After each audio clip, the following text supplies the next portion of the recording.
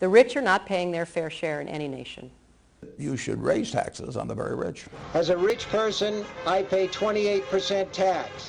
What I want to ask you is, why am I not paying 50?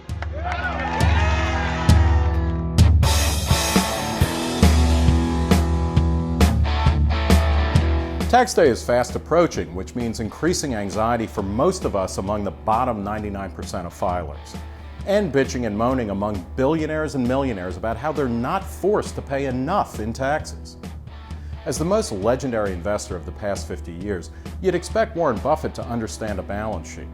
As a former U.S. Senator and presidential candidate, you'd expect Secretary of State Clinton to know something about federal spending problems. And as the auteur behind Maximum Overdrive, a 1986 film about big rig trucks and other machines terrorizing patrons at a rest stop, you'd expect Stephen King to... What these well-heeled plutocrats have all wrong is this. The U.S. doesn't have a revenue problem or a tax rate problem.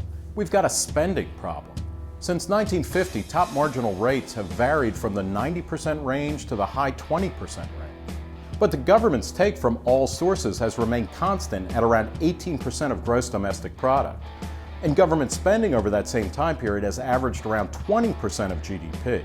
That's your deficit right there, folks. All the carping about the rich getting off easy may help you win elections and sleep soundly at night, even after reading a Stephen King novel. I'm gonna scare the hell out of you. But it's not gonna help the federal balance sheet one penny.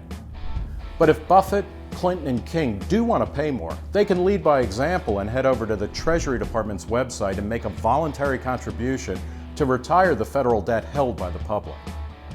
To date, the feds have collected over $124,000 extra dollars in 2011, which means there's just about $8.99 trillion to go.